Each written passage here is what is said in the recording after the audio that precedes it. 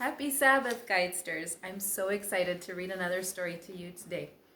I have picked a story out of Charles Mills's book, Refreshed Parables. Every story that Uncle Charlie has written for this book is based on a Bible passage, and I will read that Bible passage before I start the story. The verses are found in Luke 15, 8 through 10, and I'll be reading from the Easy English Clear Word Paraphrase.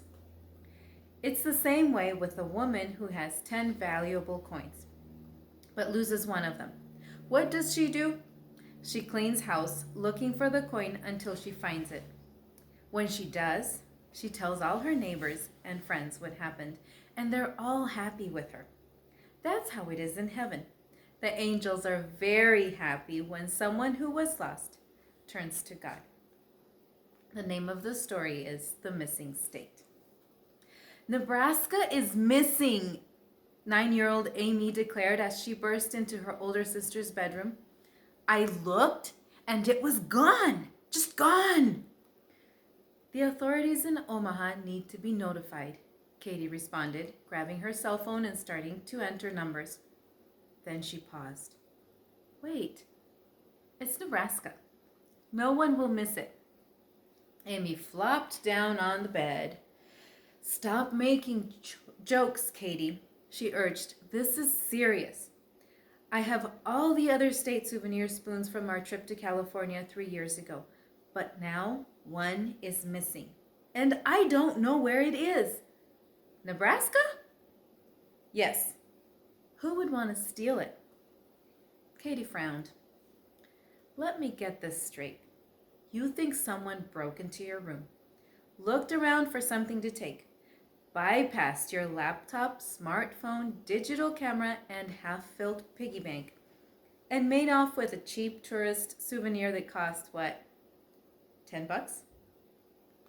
It cost $8, and that's not the point, Amy countered. The spoon is part of a collection of 10, and each one is important to me. Besides, I liked Nebraska. It was flat. And that spoon had a drawing of a cow in it. A Nebraska cow. You can't get that just anywhere, you know. What's going on? Dad asked as he stuck his head through the doorway. Did I hear someone say something's been stolen? Nebraska, Amy stated. Have you notified Omaha? Dad wanted to know. Amy rolled her eyes. Will you guys stop joking around? Without Nebraska, my collection isn't complete. Besides, I like looking at them and remembering each state that we visited. Iowa, Colorado, Wyoming, Idaho, Oregon, California. They're all important to me. When I see my silver spoons, I pretend that we're driving through the state again, enjoying the view and hearing all the sounds and seeing all the sights. It's something we did together, and it was fun. Dad sat down beside his younger daughter and slipped an arm around her sagging shoulders. It was fun, wasn't it? He comforted. And Nebraska was very, I think flat is the word you're searching for, Katie interjected. Yes, flat, the man nodded. But as I remember, it was also where we saw the cow with the broken horn. Amy got very concerned about him, worried that the other cows would laugh at him and call him names like Mr. One Horn or something like that. Amy brushed hair from her eyes. He looked sad, she said with a sigh. So although that spoon doesn't mean much to anyone else, it means a lot to Amy, Dad continued. That's why I think we should help her find Nebraska. Really? The young girl enthused. You'll help me look for it? Absolutely, her father responded. Now, where do you remember seeing Nebraska last? Driving through Colorado on the way to Denver, Katie declared. Catherine, David, father warned. let's get serious and help your sister. We want her collection to be complete, right?